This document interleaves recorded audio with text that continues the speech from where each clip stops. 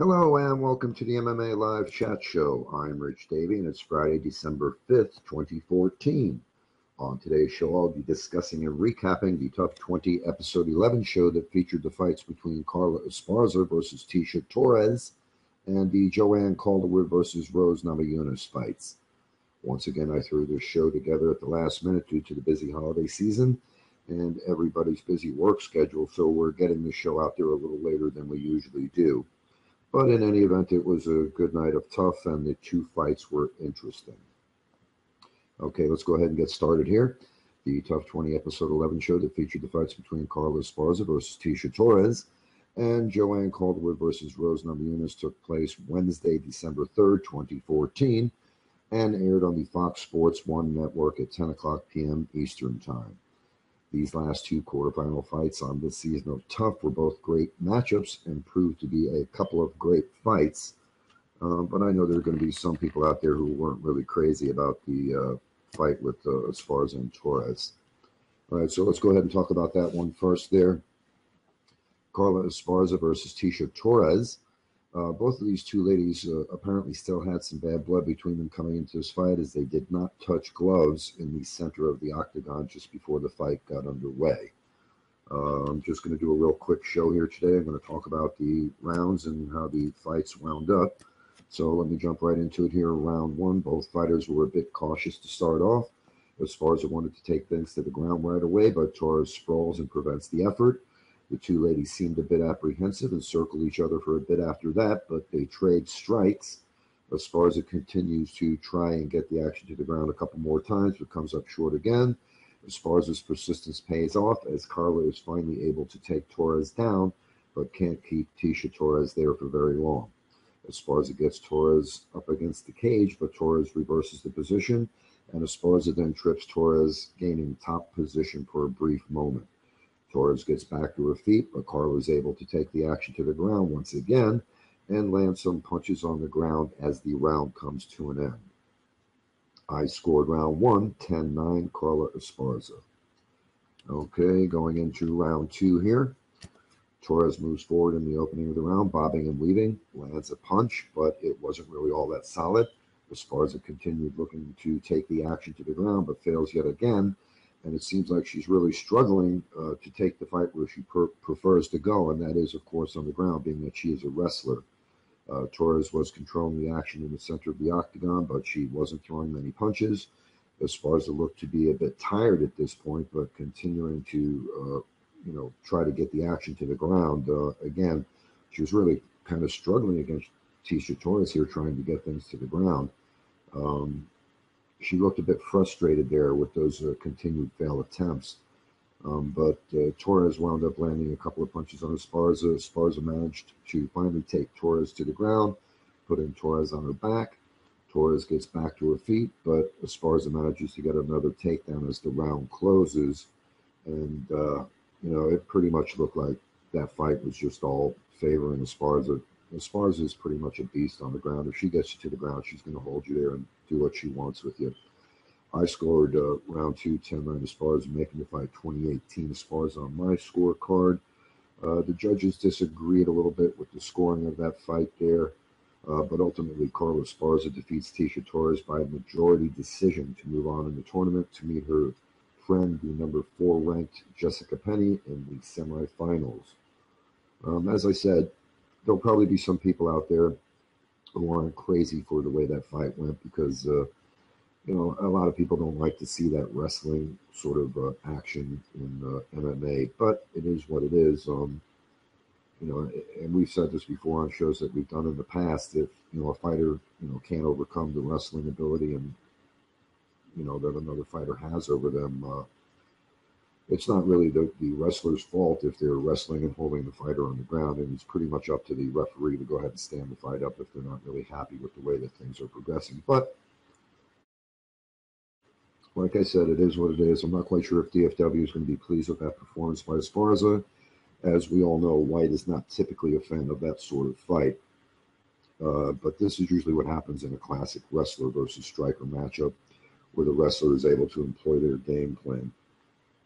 Even so, That wasn't a bad fight, but Carla wasn't as impressive as I thought she might be. Again, like I said, she struggled there to get takedowns. But in any event, on the preview show, I picked Carla Esparza to win by decision in 2, and Eddie predicted Esparza to win by decision in 3. So we pretty much got that one correct there in our preview show that we did.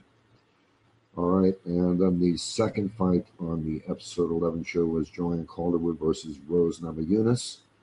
Let's jump right into it here. Round number 1, Rose Namajunas opens the fight up straight away with a front kick to the face of Calderwood, but it wasn't as solid as it could have been, and that seemed to light a fire under Calderwood there as she started to move forward.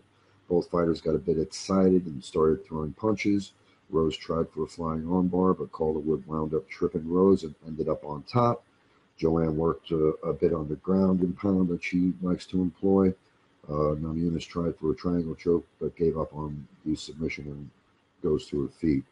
Rose tried for a second flying armbar, but Calderwood wasn't having any part of that. She pretty much shook that off without a problem. Namajunas gets Calderwood up against the cage, landing some punches and knees while they're in the clinch. Rose takes Joanne down, but Calderwood gets right back to her feet. Joanne Calderwood then got a takedown and wound up on top. Namajunas looks for a submission, first with an armbar and then a leg lock, but Calderwood escaped and wound up in guard. Namajunas then works for a Kimura on her back. The ladies roll around, and Rose wound up in top position. Namajunas lands a couple of hammer fists and maintains top position as the round ends.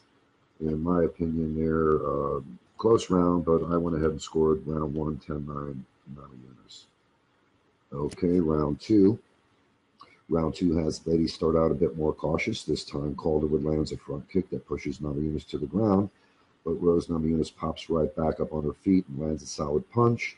Calderwood retaliates with kicks and a knee to the body, then pushes Namajunas up against the cage. Calderwood keeps Namajunas up against the cage with more knees to the body and lands an elbow while in the clinch. Namajunas punches her way out of that and gets off the cage there. She tries for a takedown, but Calderwood stops the takedown effort by Rose. Calderwood takes the action to the ground and gains top control. Namajunas looked to secure a Kimura from her back. She continued working for the Kimura submission and locked it in, forcing Calderwood to tap. So Rose Namajunas defeats Joanne Calderwood by submission via the Kimura in round 2. And on the preview show for episode 11 that we did, both Eddie and I picked Rose Namajunas to win by sub and 2, so we got that one right on. Okay, so Rose Namajunas gets her second victory in the tournament, making it 2 wins by submission, and she advances to the semifinal round where she meets number 14 ranked Ren DeMarcos. So it's starting to look like all the chatter about the next Ronda Rousey on this season of TUF is probably Rose Namajunas, who they were talking about.